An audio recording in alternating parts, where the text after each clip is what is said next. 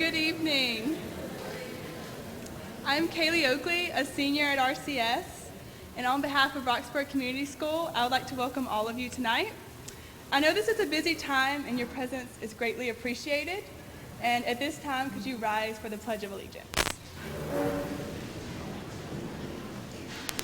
I pledge allegiance to the flag of the United States of America and to the republic for which it stands, one nation, under God, indivisible, with liberty and justice for all.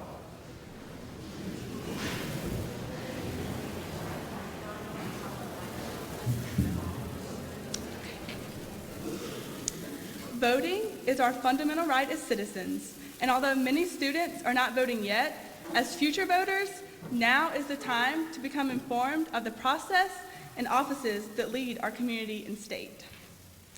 We are honored tonight to host many of our local candidates seeking office in Person County and the state of North Carolina. Tonight's questions were written by 12th grade civics students here at Roxboro Community School and were shared with the candidates. I would now like to introduce Grace Hardy, a junior at RCS who is also an AP Academy, who will moderate tonight's forum.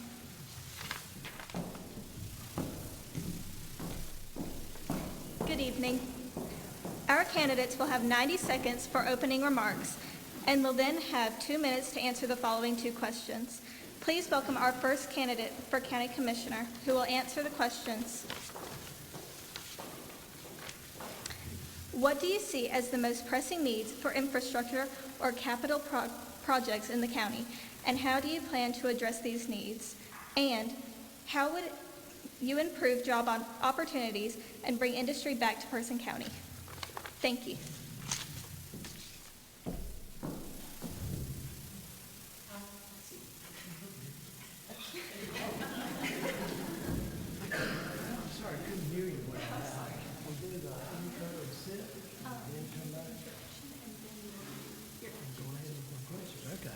I'm sorry, folks, but I'm electored to death, I guess, today, but I really couldn't hear very well back there. Good evening. My name is Gordon Powell, candidate for Person County Board of Commissioners. Just a little bit about myself. Not born in Person County, but went through Person County schools here from the old Central School through Bethel Hill, and then to tech school and the UNC system for teaching. With a small stint in business, then went into teaching, and with a combined total of 12 years as a school board member and chairman, I've got about 40 years in education. So you young folks, I would say, don't give up on education.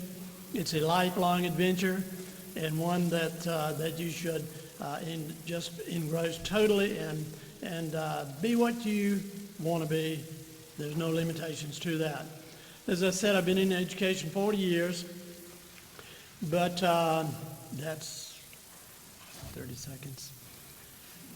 I have been involved very, very heavily locally as well as state level in education, and as a county commissioner, those experiences will serve me well to represent you as county commissioner. And your first question was the most pressing needs for infrastructure and capital projects in the county, and how would I address those. I get my feedback from business and industry about the needs in the county. Basically, what business and industrial leaders are telling me that we need a better system of infrastructure throughout Person County. And that would be, of course, water, sewer, broadband, etc., that we can serve all the people of Person County. And in particular for this question would be business and industry.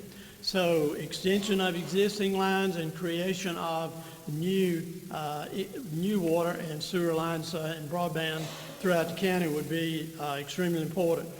As to how we go about doing that and getting that, that's going to take a combined effort by everyone involved. It's not only county commissioners.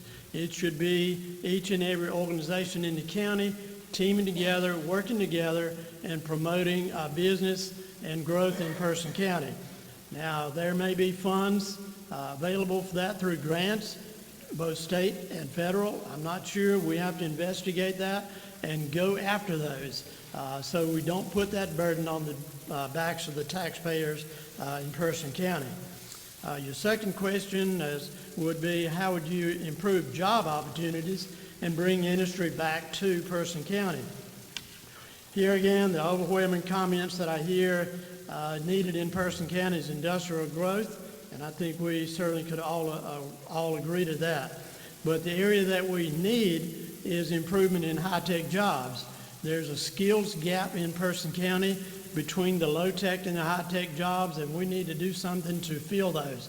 That would be a well-coordinated effort between business, schools, industry, where the county commissioners listen to the industry, and then our schools respond to those needs by creating classes that will promote growth in high-tech areas. Thank you. Thank you again, Gordon Powell. Thank you for your vote.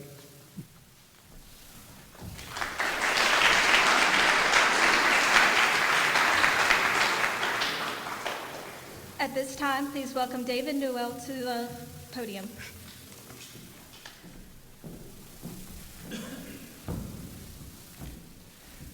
Thank you.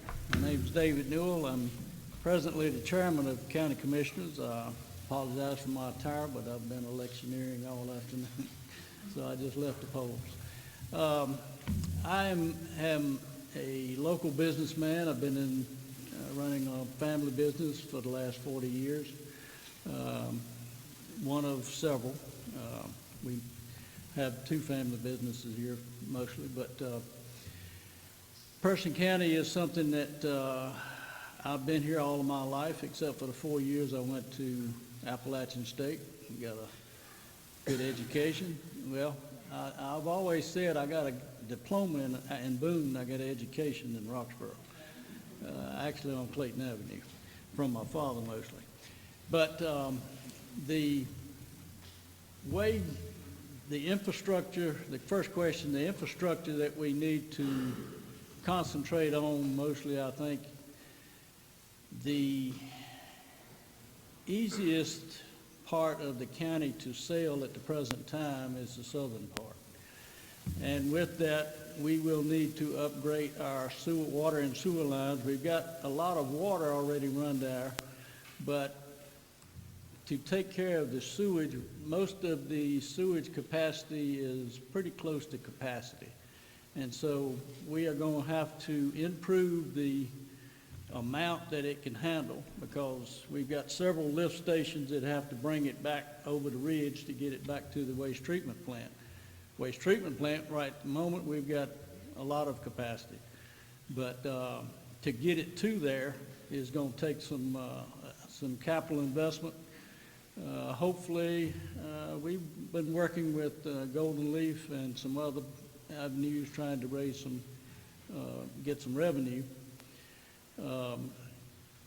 But until we get that in place, we may be restricted on what we can do on the southern end of the county. The northern end of the county, we have more infrastructure already in place, but as you all know, it's a little bit complicated to get there. With the new highway just being open, I think that will take a lot of the bottleneck out of it. And the second question? How would you, Oh, I apologize, I'm very unprepared. how would you improve job opportunities and bring industry back to Person County? Okay. To improve the job opportunities here, we've certainly got to get some industry here. Now, in my opinion, the most important thing that we can do as a community is get the water line in from the Dan River so that we can tap into that water source. I think that will be the future of Person County, because so many other people don't have the water, and water is necessary. I see my time is up, but that goes hand in hand with the economic development. So I'd appreciate you voting on November 8th.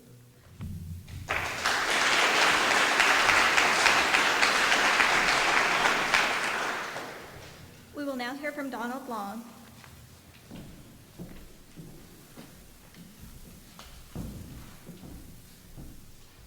What a pleasure it is to be here tonight, and I would like to thank Roxboro Community School for hosting this forum in such a beautiful facility. Go Bulldogs! Good evening, I'm Donald Long, and I would like to serve you as your county commissioner. I'm a native of Roxboro. I'm married to Sheila Perkins Long, and we have 3 children, Mitchell and Clayton, who graduated from Person High School, and Morgan, who graduated from RCS. I attended Person County Schools and graduated magna cum laude with honors from North Carolina Central University with a degree in Business Administration Accounting. As community leaders, we all share the same goals, what is best for the children and to set a good example. I served on the Citizens Task Force on Education for at-risk students for the Person County Public Schools in the Webster versus Board of Education litigation. I served on the committee to promote the bond referendum when Person County constructed new schools, as well as treasurer, vice president, and president of the Earl Bratcher School PTA, and as the first PTA president of Bethel Hill Charter School. Although I've been a long-time supporter of Person County schools, I've also been a strong supporter for public charter schools. I was instrumental in forming the initial group in 2003 that went on to write the educational plan, apply for, and secure the last of 100 charters approved in North Carolina for Roxboro Community School in 2005. I was elected as chairman of the board of Roxboro Community School and served 9 years as chairman, retiring from the RCS board in 2012, and was elected chairman emeritus. For the past 12 years, I have always taken a strong position for Roxboro Community School. As a strong supporter of charter schools and all schools, I'm asking for your vote. I'm Donald Long, a candidate for county commissioner, and I'm on your side. And remember, in football season and political season, go Long. Okay.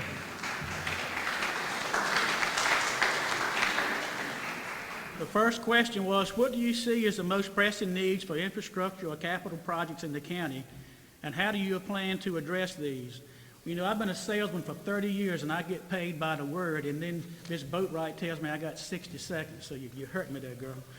Several pressing needs are major thoroughfare improvements, a industrial park with water and sewer, a shell building to accommodate a company needing quick access, and completing the Dan River Water Project that must have been on the books for at least the last 20 years. Often our short-term focus is on the next election cycle or just keeping the voters happy. Job creation is not a popularity contest. Real leaders must be willing to make the tough and often unpopular decisions to do what is in the best long-term interest of our county. When budgets are constrained, Economics 101, you tend to punt the long-term stuff. Infrastructure is long-term stuff, and we've been punting the ball here in Person County for a long time. But first, we have to completely understand that infrastructure is an investment that comes to fruition over time. The second question was, how would you improve job opportunities and bring industry back to Person County? Well, it must begin with you and me, vision and leadership.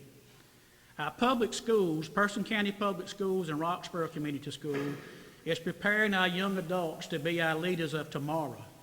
This very place in which we stand tonight is a fine example of what can be accomplished with vision, leadership, and community involvement.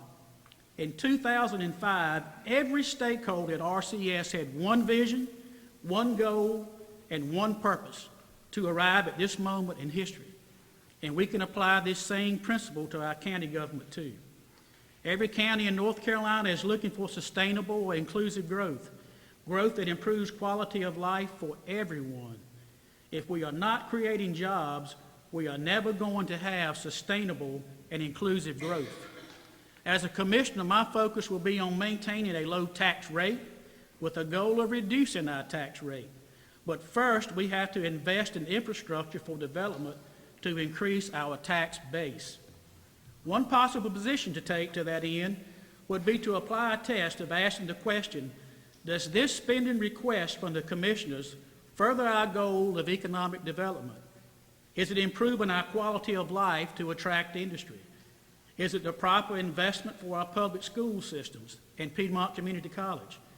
Is PCC's curriculum meeting the goal of providing a well-trained workforce that the industry is seeking in our community?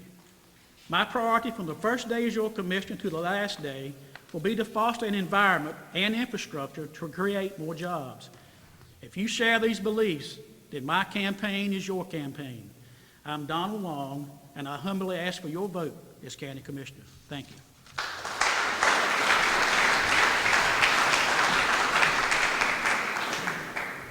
Please welcome Ray Jeffers to the podium. Donald didn't take my time, did he?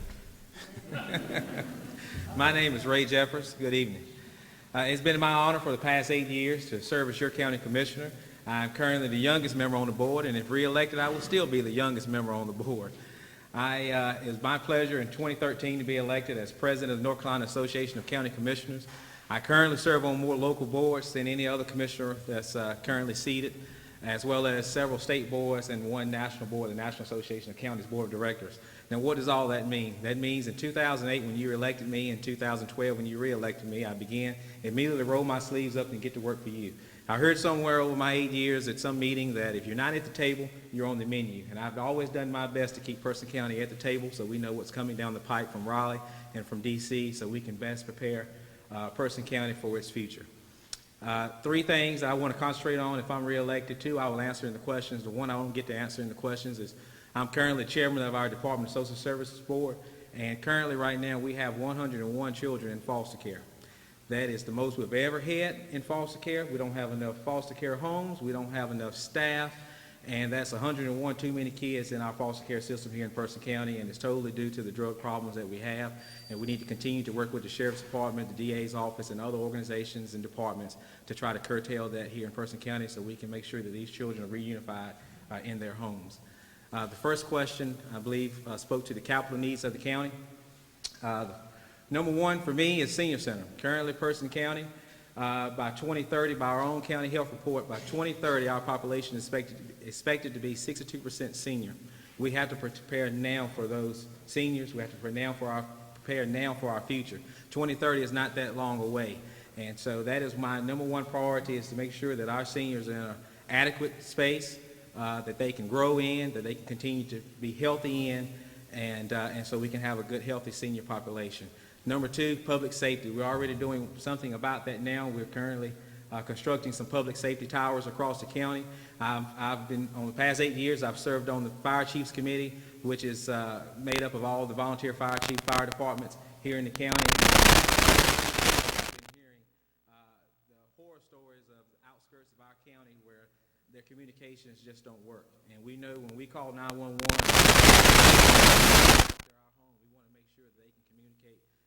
amongst each other, as well as with us there in that home. And so we have going up here in the county that will definitely help with that, and they will also allow us to possibly attract some more cell phone tower coverage or cell phone companies on those towers as well, which is also a concern in some southern parts of the county and the furthest northern part of the county. Number 2 was industry. How to attract more industry here in Person County? Well, I'm here to tell you it starts with you. We've got to do more and improve our quality of life here in the county to attract our young people to go off to college and to come back here to Person County. Currently, 19% of our population have 4-year degrees. A little over 30% have some college. A little over 30% just have high school diplomas. It directly impacts the type of companies and industry that we are able to attract here in Person County. So by having a better, well-educated workforce, by also concentrating on some of our trades here in the county, we'll be able to do more on attracting those businesses, because the first thing they look at is who can they employ in the county. I've already told you that our county is aging, and I've already told you that we can do more on educating our citizens. So the more we can do that, the more we can attract better and higher paying jobs here to the county. Again, my name is Ray Jeffers. It's been my pleasure to serve you, and I hope to serve you again in the 3rd term, and I'm asking for your vote. Thank you.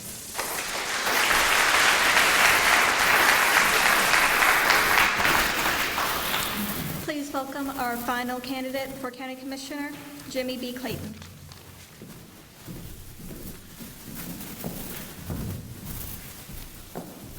I appreciate Roxboro Community School having this forum. My name is Jimmy Clayton. I was born and raised in Person County. I live very close to where I was born and raised at, almost inside of the old home house. I've been on the Board of County Commissioners for 15 and a half years, and we've tried to bring industry and other things into Person County, but you've got to remember we went through a recession. I've served on quite a number of boards that I thought would benefit the people of this county. I'm on the Orange Person Chatham Mental Health Board, Carter Board of Directors, Workforce Development Board, and I'm chair of the Environment Committee with the North Carolina Associations. Mr. Jeffers is on more committees, but I have to travel farther. But one of the things that we've tried to key in on is economic development. I'm going to go right into that because I think that's very important. And you've heard several people mention the Dan River water supply, and I think we've got to partner with the city of Roxboro and try to get water. It's like the Western people understand that water is gold, and if we can get grants from the U.S. Department of Energy and from other sources, we can not cost the taxpayers of this county so much to try to get some of these projects done. There's other sources of revenue out there to do that. I'm quite interested in the broadband project. We're building the towers on different areas of the county that will connect our all of our emergency management stuff. And when we do that, we're going to try to run cable back to Roxboro so that we'll have broadband. People in this room, the students in this room, a lot of them don't have access to wireless to do their homework on when they go home. They may have to be here or go to the library or go to somewhere else to do that. And it's very important for that, but also industry's not coming if you don't have those things available. So we need that broadband highway. We need that water. And I'm very interested in the proposal that the school board and the committee down at Timberlake had several years ago over the magnet school. Some of them call it a STEM school, but they would use the old Helena school for that. And so that would allow the middle schools to have a higher degree of students getting the type of education they're going to be getting with the school now that they're partnering with PCC on. So we've got to educate our workforce. It says, how would you improve job opportunities by bringing industry back to Person County? Our community college does a lot of innovative things over there, but the industry jobs are not where they were 20 years ago. Now you've got to know how to operate computers, to run assembly lines and do other things. Most of the jobs now, where there were 50 people doing them before, there may be 2 doing them now. So it's a whole different ball game. And all of these students using these iPads and technology and things like that, that's what they're going to be doing when they go to work in the future. My name is Jimmy Clayton. I was born and raised in Person County. I support the Person Industries, and I also am opposed to the expansion of the landfill. I appreciate it if you'd vote for me when you go to vote, and they've already started today. So thank you very much.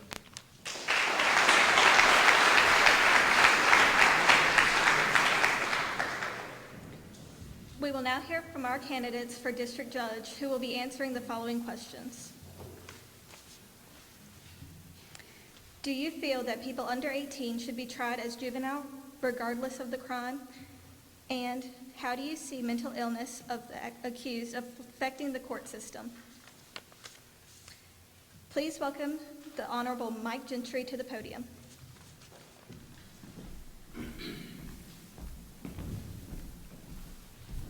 First of all, I want to thank y'all for having me here. And I want you to vote. My name is Mike Gentry. Now, I believe that district court judges need a variety of backgrounds in different areas. And I thought of one while we were sitting there. I was sitting there listening. I was on the planning board in Castle County, and the commissioners need to look at constructed wetlands for sewage disposal. It's a wonderful thing, costs a third of what the other stuff costs. Now, I served in the United States Army for 3 years. I served in the North Carolina National Guard for a little over 3 years. I've been married to my wife, Betty, for 49 plus years. with my wife Betty and I are raising our 4 and 7-year-old great-granddaughters. I attended UNC. I practiced law from 1976 to the year 2000 when I was elected by the people of Castle Person County to be their district court judge. I just think district court's where the rubber meets the road. You need a variety of life experiences. You need a variety of things that you've seen and done. I answered something today about it's going to be in the paper this weekend, I think. Now, as to the first question, do you feel people under 18 should be tried as a juvenile regardless of the crime?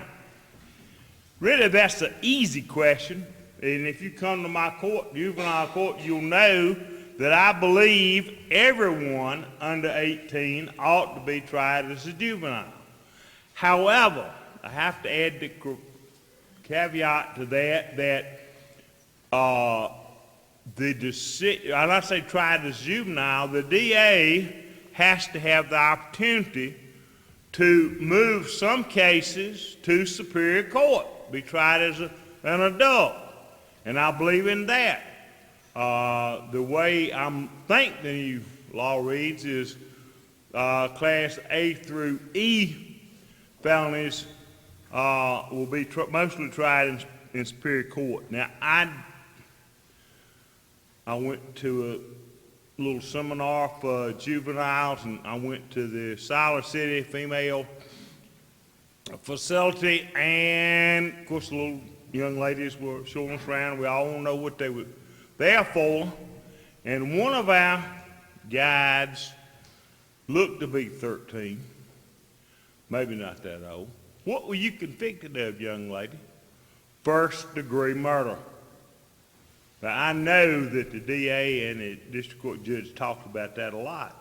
I just picked up the paper this morning, and a 15-year-old had pulled a gun, I believe, if I'm reading it right, and killed 2 people. Now, I still believe he needs to start out in juvenile court because we don't know what caused that. And that's what juvenile court is for, is to help the youth in this community. So it should start out in juvenile court. Now, it ought to move up to Superior Court depending on the facts. And that's what you always have to look at, is the facts. Now, as to how do you see mental illness of the accused affecting the court system? Tremendously. Luckily, we don't have that big a problem, at least I don't see that big a problem, in Person and Castle County. But it does affect us. It bothers me tremendously when a nursing home staff member is assaulted by a mentally handicapped person. They are paid, the nursing home people are getting money to look after these people. And they bring them in my courtroom so that I can put them in jail or do something else when they know they can't help it. They know what their problem is. They need to take care of the problem. They don't need to be bringing them into district court for me to put them away. Now, of course, if the accused is not able to assist or aid in his defense, then you can't try him.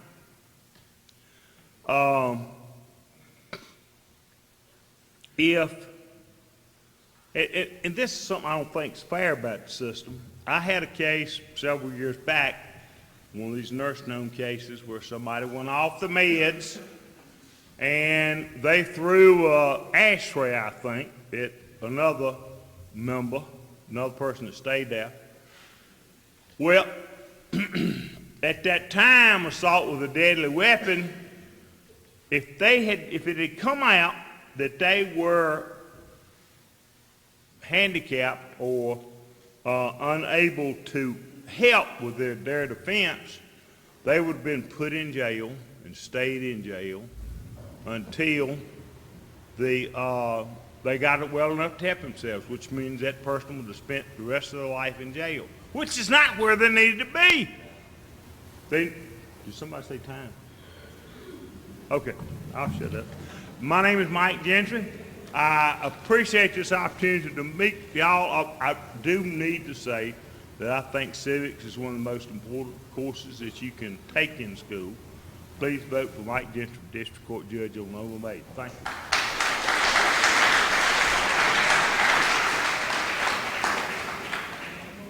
Please welcome Mr. John Stoltz to the podium.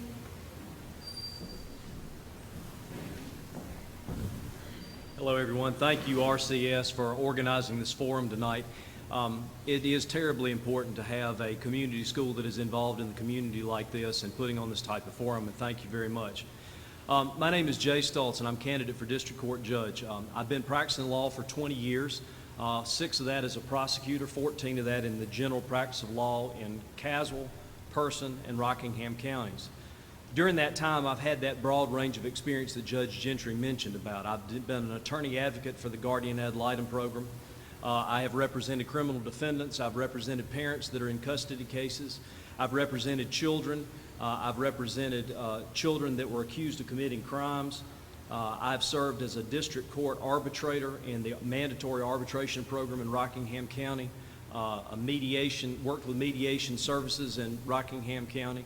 Served on the Teen Court Advisory Board in Rockingham County, and a lot of other things, including Boy Scouts of America, Trail Life USA, and my church involvement. I'm also married to Beth Stoltz, who is a teacher here at Roxboro Community School, and I'm proud to say that both of my children are students here at RCS. When we're talking about the juvenile court system, it is very important for everybody to understand that the cutoff is 16 at this point in time. And the judge is true, he was partially true about what he said.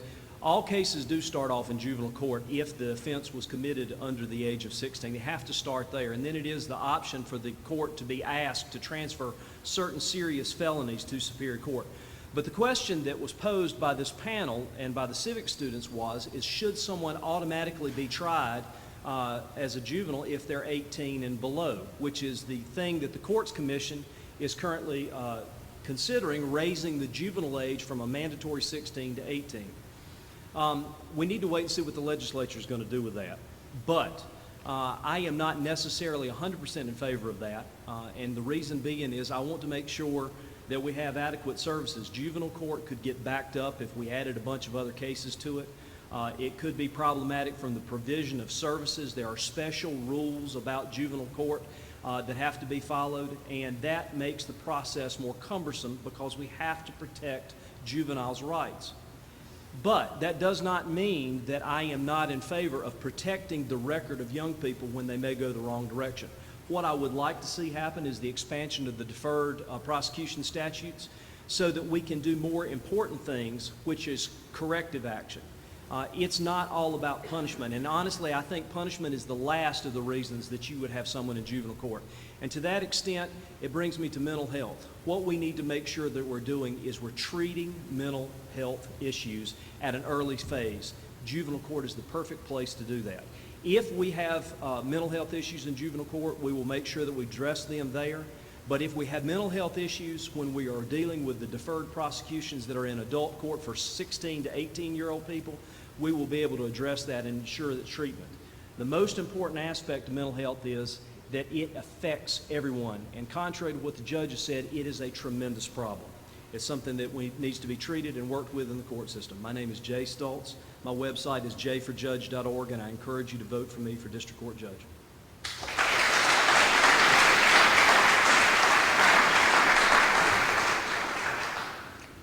At this time, we will hear from Larry Yarborough, one of the candidates for the NC House of Representatives. He will answer the following 2 questions. How will your plans as House Representative affect future graduates and voters? And how would you use your position in the NC Senate to improve life in Person County? Thank you. Good evening. I hope everybody's having a nice evening. It's good to be back here at RCS. I want to talk about experiences and learning from them. RCS represents one of my experiences. I was there when we signed the loan. It made this school possible, over 10 years ago. And I've watched it succeed and help the entire community. As the regular schools have learned to compete and have added programs, and the result is a better school system in the entire county. And so I've learned that charter schools are a good thing. My degree is in chemical engineering. I'm a bit of a science geek. I worked in the space shuttle program building solid rocket boosters, so I do know how to build big projects as part of a team. I worked at DuPont in Weyerhaeuser as an engineer, so I know how big industry works. I've started businesses, built buildings, so I do know how small business works also. Probably the biggest experience I've had, though, is being married for 26 years and raising 3 children. So I know what it's like to be a family with young children and a family with older children, as well as a family taking care of older children. So I urge you young folks to get out, experience life, and just fill your life with experiences and learn from them. My first term in the state legislature has been a tremendous experience, and I've learned a lot and in position now to do even more. First question was, what am I going to do or what I've done? How will your plans as House Representative affect the future graduates? Okay. Oh, okay. Yes. There's a lot of things we're doing for the young people.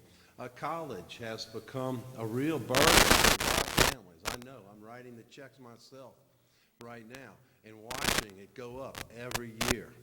One of the things that we passed in the legislature this year locks in the cost of college.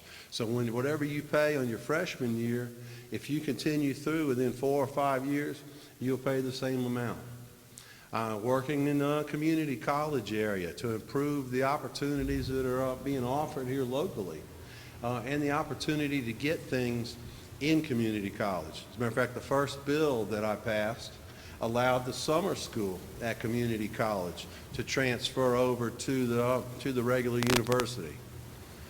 The biggest problem we have here is getting jobs, though. Everyone's not going to college. And I'm working to help our small businesses as well as larger businesses. One of the things we have is a problem with regulations, primarily the Falls Lake rules that have pretty much shut down development of business and I'm using my science to try and find ways to clean up the lake and not shut down development.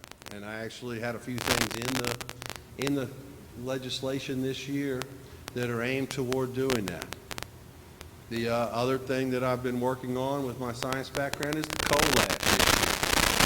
They're highly dependent upon Duke Energy and what they're doing here in Person County. It represents a very significant part of the tax base here. And we have to find a way to deal with the coal ash and protect our environment at the same time and keep the cost of electricity at a reasonable price, unless you decide you want to not. Did that end up being both questions? How will you use in the NC Senate to improve life? Yeah. Well, the other thing I'll talk about is public safety. We're a safe community. I'm a big advocate for public safety. I got another assistant DA here, and continue to support our SBI, our Highway Patrol, as well as our local law enforcement. So thank you, and y'all have a good evening.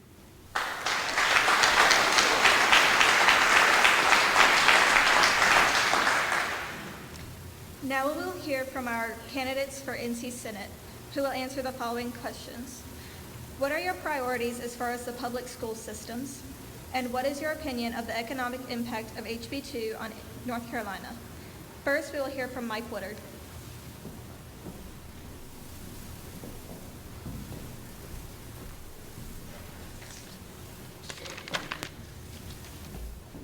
Good evening. I'm Mike Woodard, and I've been proud to serve as your state senator for the past 4 years.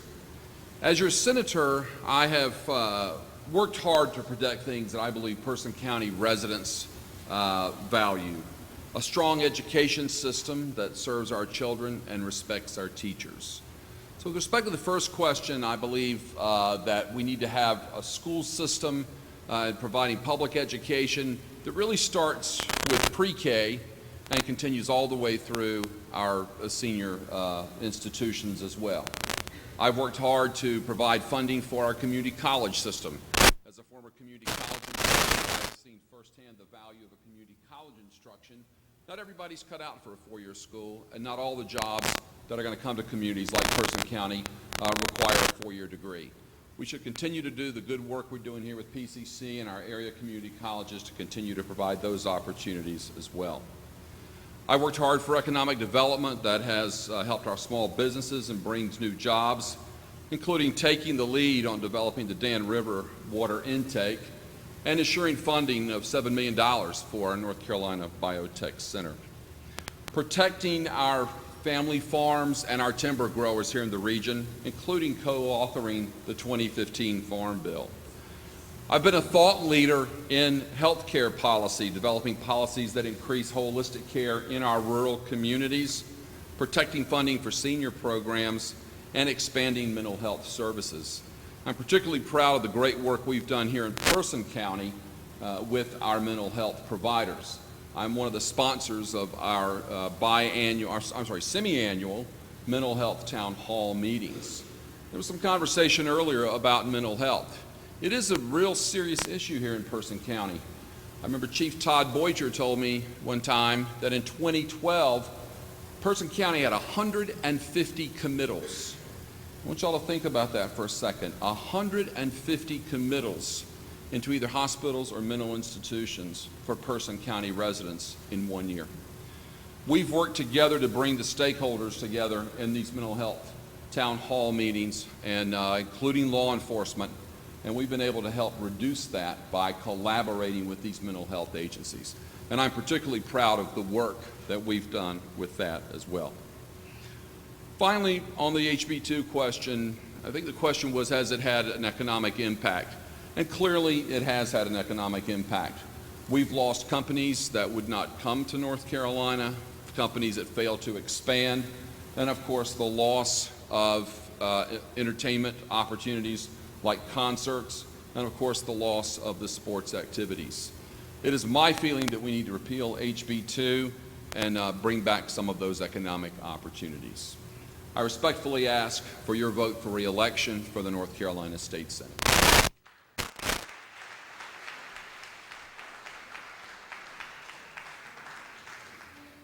We will now hear from Greg Doucette.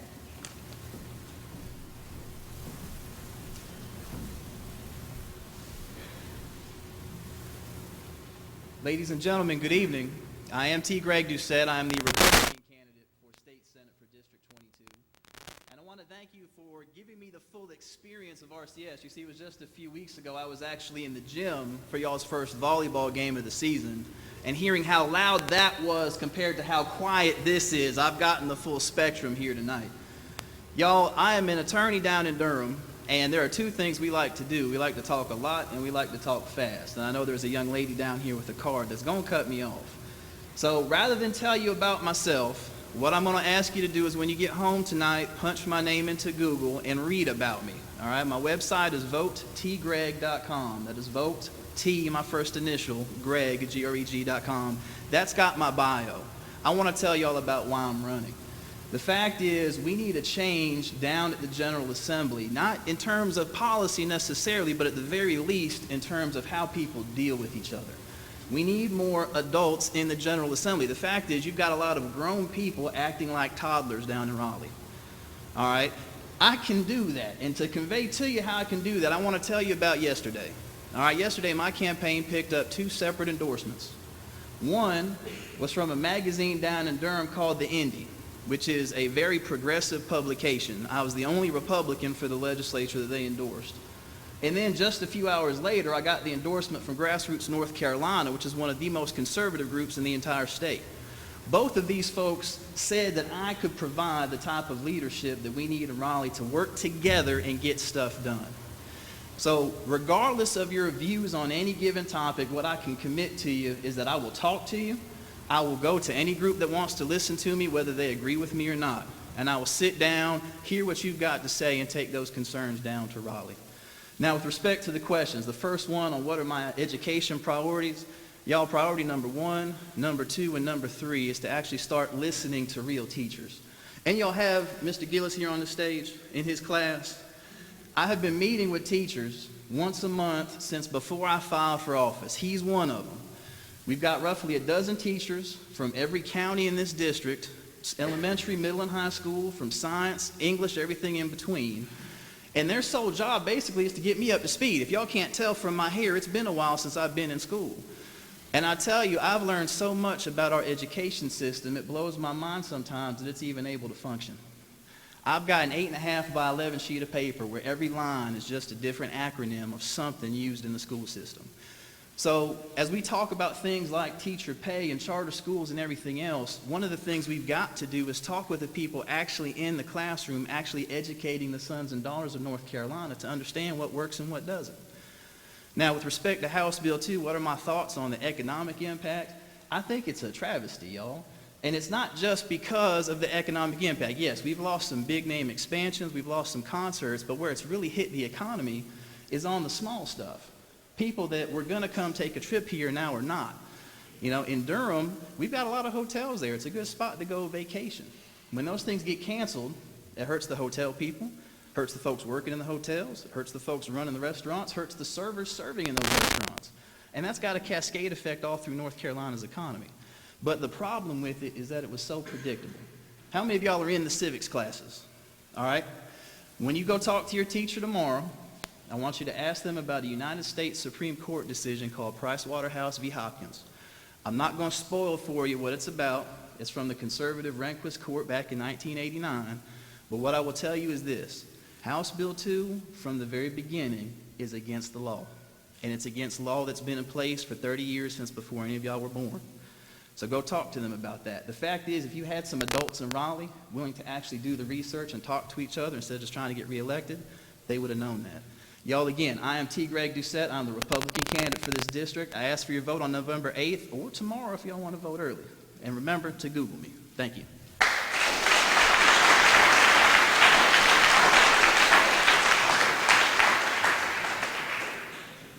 Our candidate for Register of Deeds, Ms. Tanya R. Wilson, will now present her platform.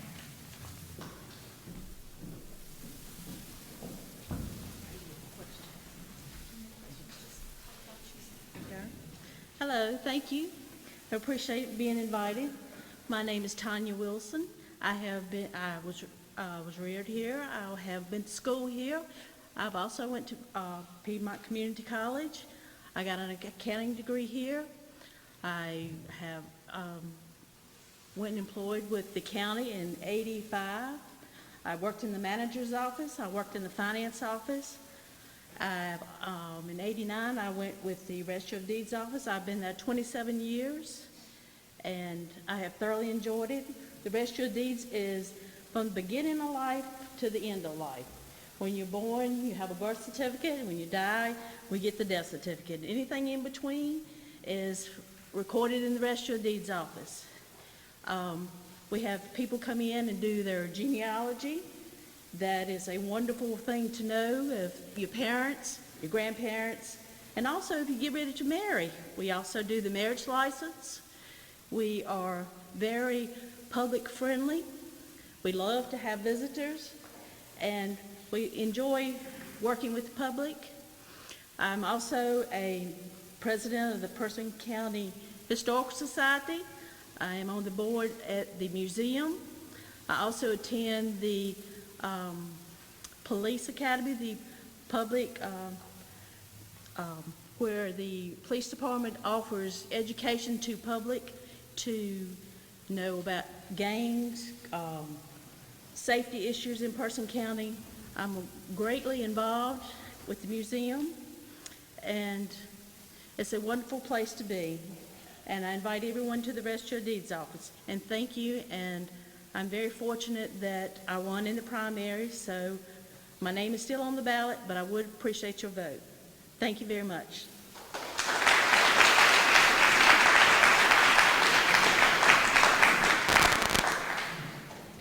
We will now hear from the candidates from our school board. They will be answering the following questions. The American Academy of Pediatrics recommends that middle and high schools start class no earlier than 8:30 a.m. to allow students to get healthy sleep. Do you believe that the start time of our schools should be later, and why? And, in your opinion, what should the relationship between the Person County school system and local charter schools look like?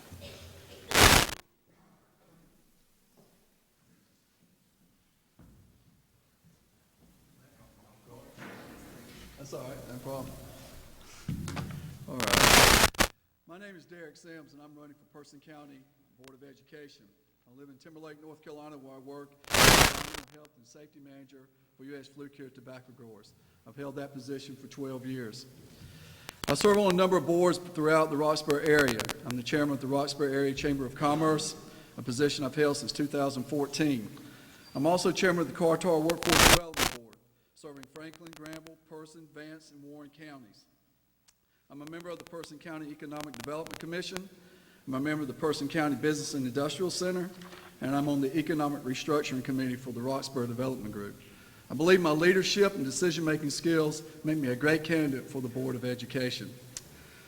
One of my priorities I like to talk about, education plus workforce development equals economic development.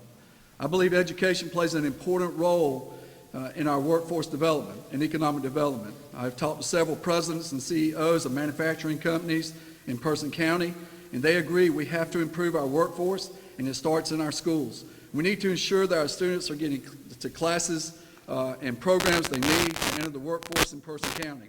Not all of our students are going to go to college and technical schools. We have jobs in Person County that we cannot fill. Without a strong workforce, it is going to be difficult to get economic development in Person County. I believe we need to invest in our teachers, we need to invest in our students, and we need to invest in our schools. And I would appreciate your vote, Derek Sims, for Person County Board of Education. Thank you.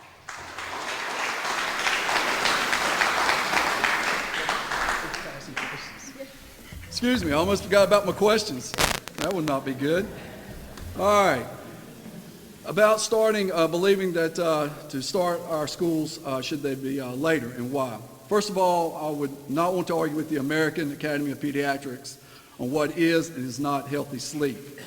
I asked my son Will, who is a student at RCS, I said, if I told you that the school would start 30 minutes later, how would you feel about this? And his response was, does that mean I get to stay up 30 minutes later? And I said, probably not. I'm fortunate my wife works from home, and if we have to take Will to school 30 minutes later, it would not be that big deal for us. But it's not just about me and my family. This affects a lot of people. And although 30 minutes does not sound like much, it can make a parent late for work. So this puts a burden on parents and their jobs. Students that play sports and other extracurricular activities, they would have to start 30 minutes later. Practices would start 30 minutes later. Getting home from practices would be 30 minutes later. And when students get out of school early to go to away games, they would miss more classroom time. Before I would vote on this issue, I'd want to know how the majority of the teachers and parents feel about starting at 8:30. And until this time can be decided on, I would tell parents and students, if you feel like you're not getting enough healthy sleep, go to bed earlier. Now, next, my opinion on what should the relationship between Person County schools, county school system, and local charter schools look like.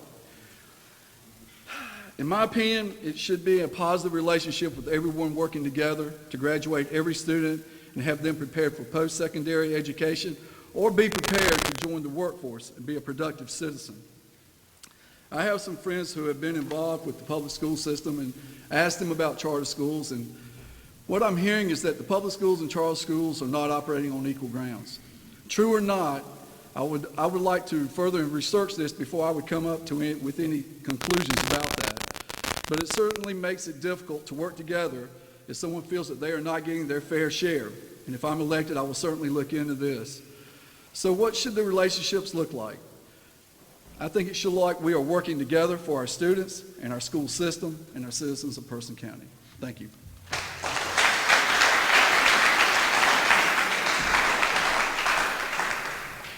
We will now hear from Paulina Lopez.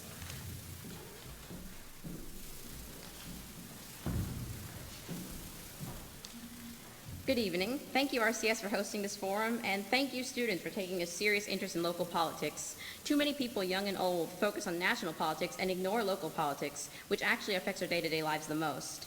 As a Person County native, I went through our school system from kindergarten through high school, and I saw firsthand some of the problems that we had and that we still need today, such as updated textbooks, teachers' assistants, and copy resources. As a board, we can prioritize these basic resources in the budget and I'm going to continue to have open communication with the teachers to make sure that we continue to meet those needs if I'm elected.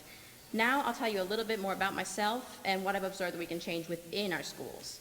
I have an associate's degree in criminal justice from PCC, a bachelor's degree in forensic psychology from Southern New Hampshire University, and a master's degree in political science from UNC Chapel Hill. I have tutored on all levels from elementary through college, and I have served in leadership roles in several organizations, including Girl Scouts, Teen Court, and United Way. Through my experience in our school system, I noticed that we can do a better job to prepare our students for life, particularly with financial literacy and civic education. I only had one assignment on the stock market in 10th grade civics and the reality store in 8th grade in terms of financial literacy, and I think we can do more. High school seniors would benefit from a lesson in budgeting and building credit wisely. Also, for civic education, I met an 18-year-old high school senior when I was registering people to vote the other week who did not know that you have to register to vote. Students should graduate from our school system knowing how to exercise their rights. We also need to improve mental health. Many people don't seek help because of the stigma, so we need to teach our students that mental health is part of overall health at an early age. A vote for me, Paulina Lopez, is a vote to equip our teachers with the supplies and assistance they need and include more life skills in the curriculum to prepare our students for success. That's a difficult thing to fit in 30 seconds, but I tried to give you an overview, and now I'm going to answer your questions a little more slowly. As for the American Academy of Pediatrics, correctly, recommendation that schools start at 8:30, this is something that has been, alternatively, different groups saying 8:30, 9 o'clock. It's something that's been talked about for a long time, and I remember hearing about it and debating it in a class in high school, and I've always been for it in principle, and as a student, it was something I got excited about when I heard it. I was like, I hope that this is something they would change. But as Mr. Sims mentioned, there are a lot of other things to consider. Now, when it comes to working parents, that is the whole reason that we have the bus system, and that's the whole reason that the bus system was established in history, was to make sure that working parents or distance from the schools didn't prevent students from being able to come and learn. So I don't think that would be the biggest issue. That, like I said, I personally would be all for it, but I do believe that we need to have a general consensus with the teachers, the staff, and the rest of the board, and everyone else who would be affected by this before we would make that kind of leap to implement that. As for the relationship between Person County schools and the charter schools, I think that we can all, and we should all continue to work together to have equal opportunities for all of our students. We can set examples for each other in terms of what works and what doesn't, and in that way push each other to do better. There are some things, like I said with the civic education, we had civics in 10th grade in the school system, and you guys are seniors with civics, and I think that that is much better because this is the time when it's going to be of more relevance to you since you're about to be able to vote. And you also have a little more freedom to pilot some programs, and when you do things and we see that it works, I think that helps everyone. And to address, well, actually, I believe that was it, and you've given me time. So thank you very much.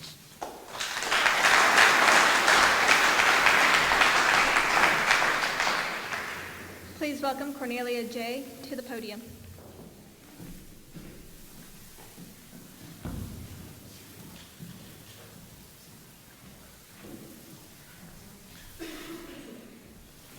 Good evening, everyone. Thank you for inviting us tonight. My name is Cornelia J., and I am a candidate for the Board of Education. I was born in Roxboro, raised here all my life, worked as a nurse at Person Memorial Hospital for 36 years. I retired from the hospital and re-entered the medical field at Piedmont Community College as an adjunct educational faculty member. I instructed nurse aid training for 15 years. I'm a lifetime member of the Mount Bethel Baptist Church here in Roxboro, very active in the community as a volunteer. In running for the Board of Education, my thought is to provide each child with the best education possible and to provide each child with the tools to achieve the highest level of education in the public school system. Overall, the public schools in Person County are improving. The Board of Education meetings held during the month I went to, and I really did enjoy it. I learned a lot about the education in Person County. My field has not been education. My field has been working with, since I retired from the hospital, I have been active with the elder adults. But I have decided to look into the school system because I am interested in the people that drop out of high school. I want the person to keep their interest in school from the elementary school up to the high school. There is something that hinders a person when they go to middle school and don't make it to high school. My education was achieved,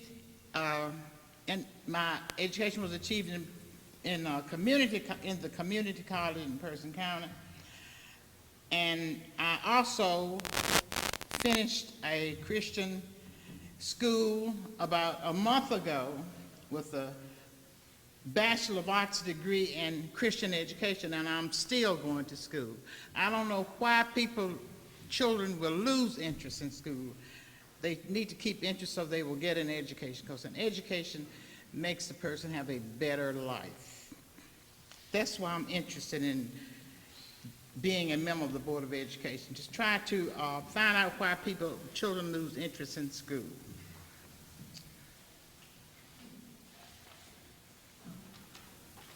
Your first question is, the American Academy of Pediatrics recommends that middle and high schools start class no earlier than 8:30 a.m.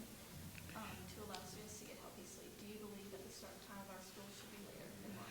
I see nothing wrong with 8:30. Now, I don't know that much about the school system, but I don't see anything wrong with a child going to school, starting school at 8:30 in the morning. Nothing wrong with that. The second question was, in your opinion, what should the relationship between the Person County school system and local charter schools look like? I think the systems should work together because the only concern should be the education of the child. So that's why I said the systems should work together. Thank you.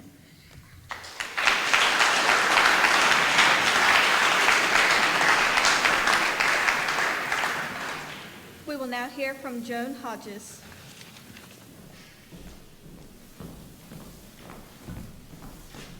Good evening. Thanks for hosting this great event. I want to ask, how many in here are getting extra credit for being here tonight? Well, I think the rest of you need to go back to your teachers and ask for that as extra credit, because this is a good thing. I'm Joan Hodges. I'm running for Board of Education. I have spent most of my adult life advocating for students and for children. As an attorney for 10 years, I worked on behalf of children to provide them safety and protection. As a parent, my husband, Jim Short, and I have 4 kids, have been through the school systems here, and we advocated not just for them, but for all students. I was asked to go speak several times in front of the county commissioners, which wasn't easy sometimes, to say, here's what we need in the school systems. I see Lynn Coates is here, and I worked with Lynn Coates on the Person County Partnership for Children, which is a great organization, and that whole job is we have kids from baby to 5 years old, and they need to have more resources to get them ready to succeed in kindergarten.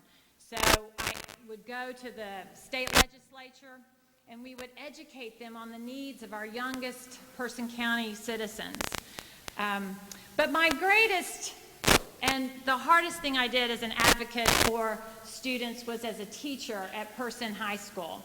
I would advocate for my students with administrators, with other teachers, with sometimes their parents, and most of all, with the student themselves, to say, hey, you've got this great brain in there, let it out. What you have to say is unique, and we need to help you find a way to say it so that people can hear you and hear your story. So, moving on. So the first question, oh my goodness, about the school starting at 8:30. Who has written a paper about that yet? Well, here you go. Absolutely, we should start school at 8:30. Here's the deal. Biologically speaking, you have a sleep-inducing hormone called melatonin. We all do. But in the teenage brain, it starts working about 11 o'clock at night, and it doesn't stop producing until about 8 in the morning. So we are asking, when all the parents are saying, go to bed, biologically, they're not ready to go to bed. That's not the same with an elementary school kid. The melatonin kicks in much earlier. So now we've asked kids your age, you still have that melatonin producing at 8 o'clock in the morning when we're saying, here's a quiz, here's a test. So lots of school systems have tried this. They've done studies on it. They've found that changing the school start time improves grades. It improves behavior. Here's your 3 points for your paper. Improves grades, improves paper, your behavior. It improves, here's the other thing. It also improves health and safety. I think it's in Louisville, Kentucky. They did a whole study on this, and when they changed the start time of school to later, they had a significant reduction in car accidents from 16-year-olds to 20-year-olds. In some Chicago schools, they couldn't find anything else, but the SAT scores went up. So I don't know why we wouldn't try more creative things like that. The second thing is working together. Should the Person County Schools and RCS work together? Of course they should, because what we're all about is the best interest of students. How can we elevate education in this county? So bright ideas, great ideas, best practices, as they like to say, should be shared. We should complement each other. All right, thank you.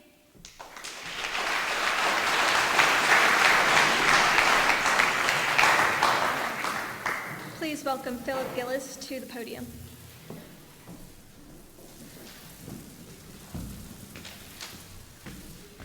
Good afternoon, ladies and gentlemen. My name is Philip Gillis, and I'll start this off with hashtag Gillis for School Board. I'm a native of Roxboro. More specifically, I'm a native of Lower Allensville. I was raised in Allensville in my father's hardware store, C&G Supply. I went to North End, Northern Junior High, Northern Middle School, Person High School, went to Appalachian, came back, taught at Person High School, and now you will find me currently on the other side of that wall teaching on a daily basis. I am a father with two wonderful children. I love them to death. Jack, who's in kindergarten at North End. You'll see him with the curly hair and tattooed arms. Darbiella, who is in 3rd grade. She is also at North End. And I've been a teacher for 15 years. The commissioners talk about young people coming back to this county. After you graduate, you find your trades, you find the school that you want to go to, and you come back here. Ladies and gentlemen, I'm that person. I graduated from Roxboro, went to Boone for 4 years, came back. None of y'all are excited. All right, good, here we go. But I love it. I love Roxboro. I live on the corner between my parents and my wife's parents because I love Allensville and I love Roxboro. I love teaching here. I love teaching at Person High School. The first question about starting school after 8:30, I'm going to do your research for you on this one. If you want to ask teachers, we say yes, yes, yes, yes, yes, yes, yes. You want to ask students, I'm going to go do the research now. Yes, yes, yes, yes, yes. We want to start as late as possible. 9 o'clock, 9:30, whatever you think works best, we'll go for it. I joke that with my students on a daily basis, especially first period, that my brain starts working better after 8:30. I'm glad that I now have medical proof of that fact. Now I'm going to look at it from an objective point of view. Well, why would I argue with the doctor or the pediatrics? I'm a teacher. I hope they would not argue with me on a literary analysis of Flannery O'Connor. I'm not going to argue with them on this. Then I look at it from a parent's perspective. Well, it would take sort of a cultural shift in Roxboro because we are set in our routines. We know what we like doing. And it would take something to that, and it would affect parents getting to work. But if it's what's best for the children, as a parent, I will make it work, and we will make it work. From a financial perspective, something you might not take into consideration would be bus drivers. We've chopped teacher assistants, and a lot of times our bus drivers come from teacher's assistants. We've chopped that. It's hard finding bus drivers. And if you're trying to find a bus driver who is not a teacher assistant, that is some odd working hours because you're working early in the morning, big break in the middle, and then late in the afternoon. If you shift that a little bit more, you even get odder hours, and you're working different things like that. But in the end, if it's what's best for our children, then, ladies and gentlemen, it's what we need to do. And as a parent, we'll make it possible. As a school board, as the school system, we should make it possible. Going to the second question, easiest question I've had all night. First off, we should not be enemies like some adults like to act like. Now, this is going to come as a shock. I teach many of these people here. I've taught many of the people at Person High School. And guess what? They act better than the adults do sometimes. I see them at the volleyball games. I see them at the football games. I see them interacting with each other, and they're good. But we act like, as adults, we're supposed to be enemies, and we're not supposed to like each other. We have people who always want to repeat the rhetoric that one is stealing from the other. That's not how it is. Teachers are scraping. The school administration is scraping. All administrations are scraping by. You don't believe me, ladies and gentlemen? I invite you, after this is over, I hope it's okay with my boss, over to my room. Come over to my room, invite to see what a teacher's classroom looks like. And in the end, it's about children in our community, in public school, in public charter school, in Person County. So once again, some things we can change, some things we just have to let it ride. And I want to leave you with this. Hashtag Gillis for School Board. Thank you very much.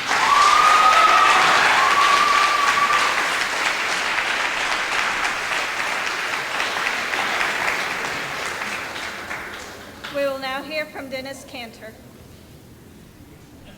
Talk about home field advantage.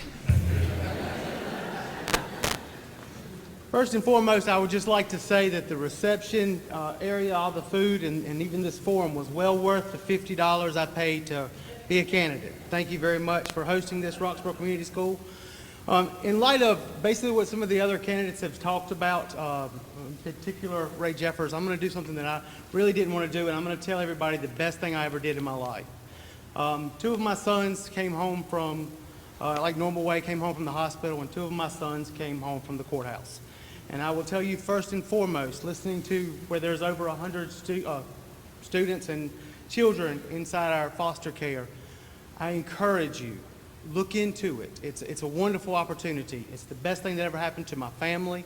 Hands down, all four of my sons will tell you it was the best thing that ever happened to them. And I encourage everyone to look into it. They're amazing.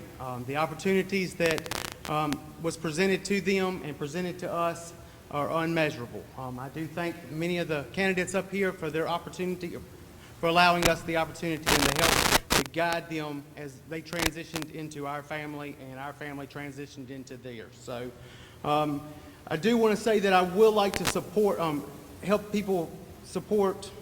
I would like to work together getting our community involved in our students that may be lacking the most important part of their education. That being support, caring, and the understanding that they really matter. Through an outreach program of community members, church members, and civic organization members, we can take the time to watch a ball game of a student athlete, attend a club meeting or teacher conference with a student, or to show their support and maybe that what they're missing in that. If elected, I will advocate on a local, state, and federal level for all students of Person County.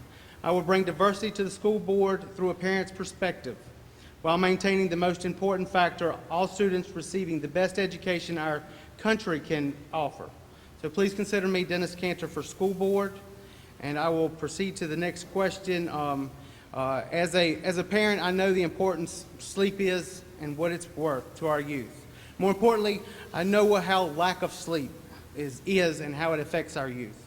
The best thing about me is my ability to think outside the box, and the fact that I don't mind looking for new ideas as well as searching for places that are using different formats.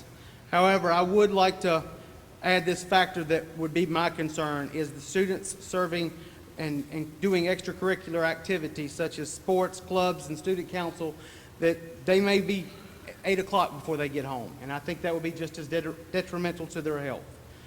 As a truth be known, this actually is the best learning question that you can have. As a student, I often remember hating my 10 p.m. bedtime. But as an adult, I don't mind telling you, it's something that I look forward to every night. As studies continue to be done and new ideas are formed, I ask you to consider Dennis Cantor for school board, a true parent's perspective. As for the next question, the relationship between Person County school systems and all other organizations, including community schools, should be one of inclusion, learning, teaching, and understanding. We all are looking for the same results.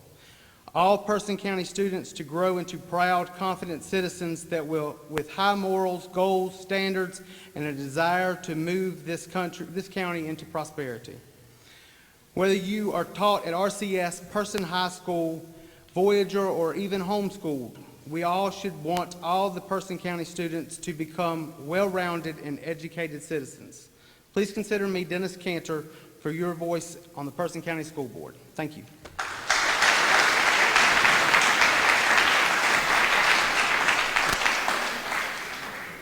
We will now hear from Margaret Bradsher. Thank you, and thank you so much for inviting us tonight and a chance to share some feelings and thoughts with you, and your questions show that you've really thought about what we want to say and what we believe in you. I am Margaret Bradsher, and I am a candidate for Person County Board of Education. I'm not going to tell you all about myself because you can read the Courier and you can look at the previous forums on Google or on the web and find out all you want to about that. I want to talk about the fact that this is a young voters forum, and I applaud you for that. I am proud of you for that. This is how you get involved in your world. My last employment was as principal at Person High School. I loved every day of that job. I loved every day of it because I believe in you. I believe in teenagers. No matter how crazy and stupid that may sound, I really do believe in teenagers. I think that we've got to develop a sound academic education that develops well-rounded, informed citizens in this nation, in this world. You must be competent, critical readers who can write with purpose. You need to study mathematics because it's not just about addition and subtraction and division and multiplication. It's about problem solving and abstract thinking and solving those problems in your world. You need to know a knowledge of historical events and how to analyze them from different points of view in order to make decisions. You need to learn, and you need to love to learn, not just to recite facts, not just to use a smartphone, but to be active, involved participants in your government and in the preservation of your democracy as it applies to every person. I would encourage you to replace your feelings of fear with words of wisdom, that it reframes your attitude and your motivation. I would encourage you to focus not so much on your grades, but on your growth as a human being, as a citizen, to learn to say not yet instead of I can't. I would encourage you to replace clutter with simplicity in your life because you can't do everything. You need to learn to choose. You need to learn to create your best life, experience your own greatness. Throw yourself out there, folks. Go ahead, throw yourself out there. Because just like Dr. Seuss said, unless someone like you cares a whole awful lot, nothing's going to get better. It's just not. So throw yourself out there. On the first question, on starting school at 8:30, oh, that sounds fantastic. I would love to have started school at 8:30 when I was in Wake County. Our students started first period at 7:35. 8:30 sounds a lot better than 7:35 for first period, and I'm sure it would to them too. I agree with so many things that all of these people have already said. There are a lot of factors included in why you start school, at what time, as far as the culture of your community, and all of those have to be considered. But all those things I just said to you about choosing, about moving yourself out of a clutter world into a more simple world, into making decisions, all that comes into play with what time you start school in your life, what time you start to learn, and what other things are on your plate and in your world that you have to find time in your day to include. I really think that we are probably at a very good compromising point on what time we start school in Person County. And I think that if we need to solve that problem, we just need to go to bed earlier. You know, if that is a serious problem, that we need to adjust our own body time clock, even though I understand the science of melatonin. As far as the relationship between Person County schools and the local charter schools, I think it's very simple. The answer is the same as the relationship between each of you as friends, each of you as families. That relationship needs to be respectful, it needs to be courteous, it needs to be ethical, and it needs to be honest. Thank you.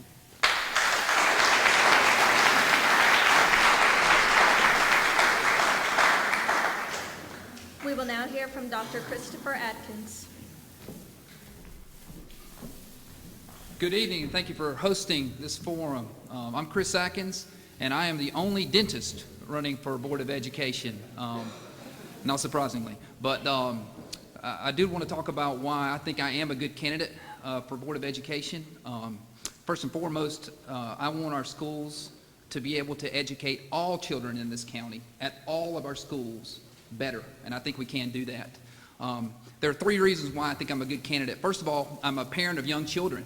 I have three little ones, Lily, 8 years old, 6 years old, Bradshire, 4 years old. My two oldest are at Stories Creek. My youngest is at Law Memorial Preschool.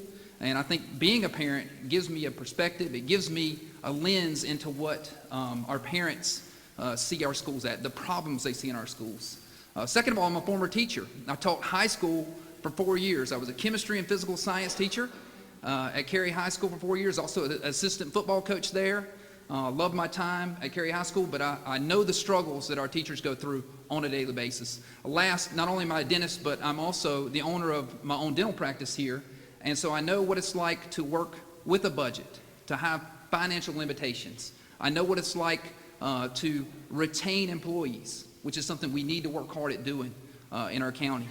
Those three things, I think, make me a good candidate for school board. As far as the questions go, question one was about starting schools after 8:30.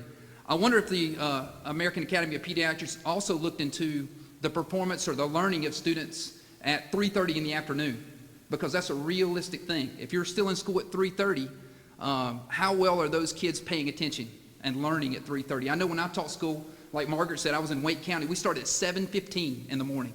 I'm not advocating 7:15 in the morning, but I will tell you that as a teacher, I know that at 12:45, when my fourth period class started, I had less of the attention of those students than I had earlier in the day. That may not be true for 7:15, but it was certainly true for that 8 o'clock, 9 o'clock time frame. And that 3:30 is probably going to be a killer for a lot of classes late in the day. The other question was about how I see the relationship between RCS and our charter schools and our local public schools. I see it as a partnership, just like a lot of other people have described here before. I mean, we're all working for the same reason. We're all trying to make education better for all of the students in Person County. I participated last year in the career fair that was held at Person High School, and this year it's going to be here at RCS in November.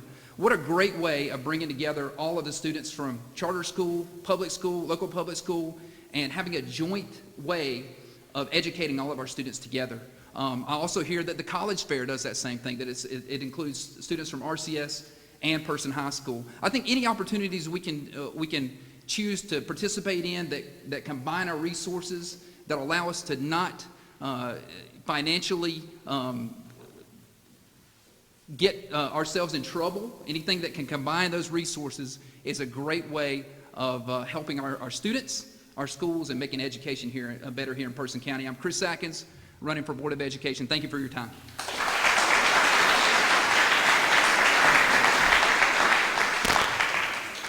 We will now hear from Dr. Margaret Allen.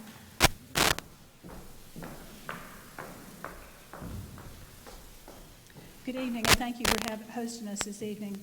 I'll do a little quick introduction so you know a little bit about me. My name is Margaret K. Allen. That's how I appear on the ballot, and I'm a candidate for Person County Board of Education.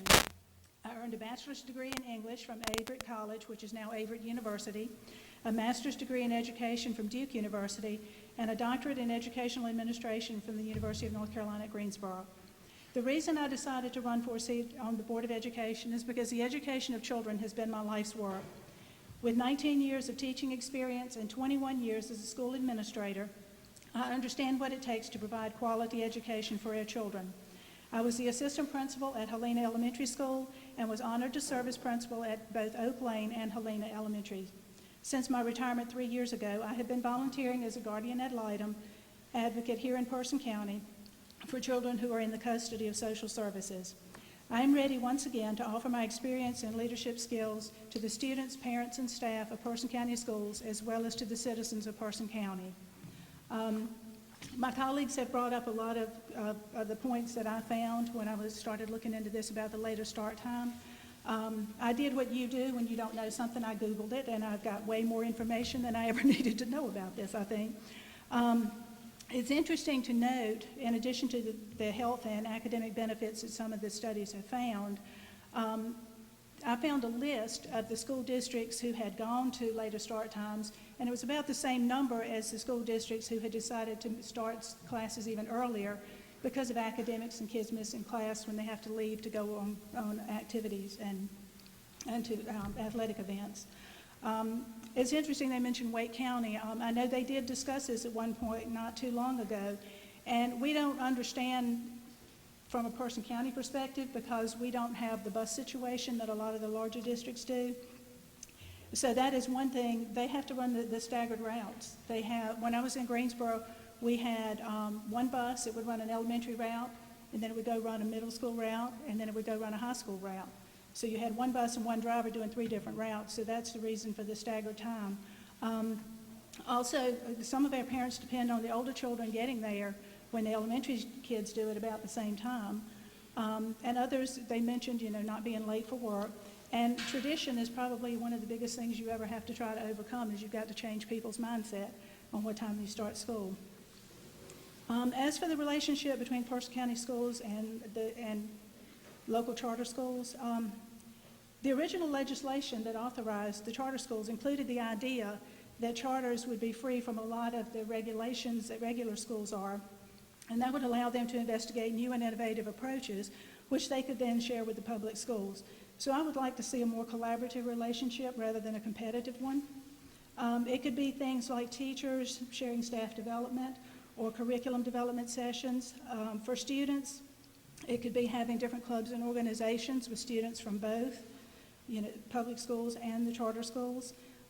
It would also be interesting to see if you can increase course offerings with things like advanced math or science courses or Latin or Mandarin Chinese. So these are all things that you could take a look at in terms of doing more collaboration. I'd like to thank you for your time and ask you to vote or ask your parents to vote for Myra K. Allen, a proven educational leader. Thank you.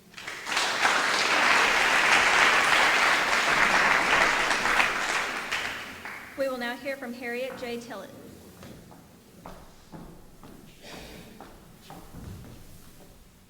Good evening, and thank you, RCS, for hosting this forum so that we can get a chance to talk with a slightly different audience.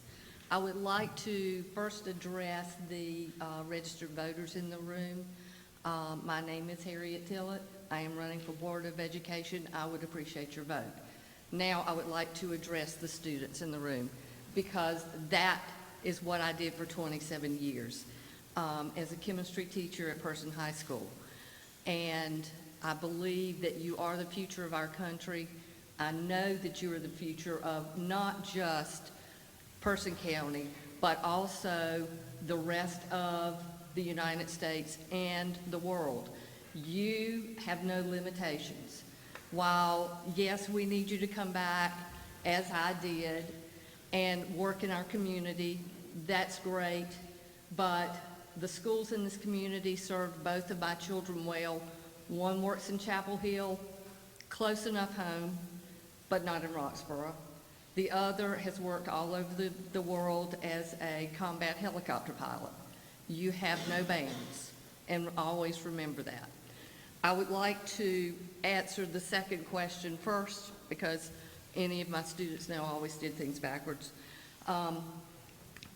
The relationship between Person County Schools and Roxboro Community Schools is very important to me. You see, I have affected probably the majority of you that are here tonight. And you're going, well, she never taught me. No, but I taught several of the parents that I see in here. I've taught with your administrators. I have taught one of the school board candidates, and I have taught several of your current teachers. So I am still affecting that. I believe that there is a strong bond between Person County Schools and Roxboro Community School. How many of you have taken chemistry, are taking chemistry, biology, any of the sciences? How'd you like that lab? It's pretty nice. The building itself. You see, I helped design that building. So there is always the chance for collaboration between Person County Schools and Roxboro Community School. As far as starting earlier, starting later, does 30 minutes make a difference? Well, when you're running late, it does. But if you're up and you're ready to go and you're waiting around, then, I don't know, it makes your school day longer. It's not going to shorten your school day. You're just going to have to go longer. There are a lot of factors to consider. A lot of these people have brought those up. I think it's very complicated, and it's something that needs to be taken in collaboration with the other schools in the area and in consideration with your extracurricular activities. So in closing, those of you that are not quite 18, please tell your parents, your friends, your neighbors, vote Harriet Tillett for Person County Board of Education. Thank you.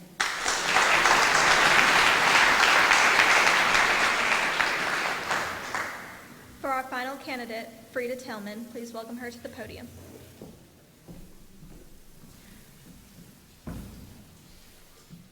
Good evening to everyone. I want to thank Roxboro Community School for hosting this event this evening. It was a pleasure to be here with you. My name is Frida Tillman. I am a candidate for the Person County Board of Education. My commitment to education is my 43 years as an educator. I have high expectations and values for all students so they can be prepared for the challenges for the future, whether it's secondary education or as a productive citizen. I'm currently completing my first four-year term as a Person County Board member, and I am seeking to be reelected. So when I looked at the questions, especially the first question from the American Academy of Pediatrics, I went into my teacher mode. I said, well, you know what, I need to research this because I need to know why they are suggesting that you start school at 8:30. And so what I did find out that they did do a study in October 2014, and they did a study of those schools that were actually starting at 7 o'clock. So I totally would say then, yes, you need to start school early because 7 o'clock was very early to be starting school. However, I have some concerns about disadvantages to later school, 8:30 or later. Schools starting later would require schools to also end later. This is also cut into your extracurricular activities and sports that is important to many of you that are present here tonight. Balancing practices and games with homework might become a hard job to juggle trying to get both of them done. Many teens also had to work after school to support their families or help supplement the family income, which would be very difficult with the later school times. In addition, many teenagers might go to sleep later at night thinking, oh, I got 30 minutes to sleep late the next morning. Pros to starting school at 8 o'clock are beneficial, but they prepare children, your young educators here or your young students here, to get up early like you have to do when you get to be an adult like most of us in the room. So considering all the facts, I do believe that starting school at a later time would not significantly improve or impact your learning. So before we start discussing about the relationship between the public school system and the charter school, we need to make sure that you understand that both schools are public schools. Outside of the school environment, students from either school continue to participate in extracurricular activities with each other. For example, you in dance classes, sports, social gatherings, church. You interact with community activities, community-sponsored activities. You interact with your neighbors, your family. And so there's no proof that there is proof that you might even decide to take the same career pathway.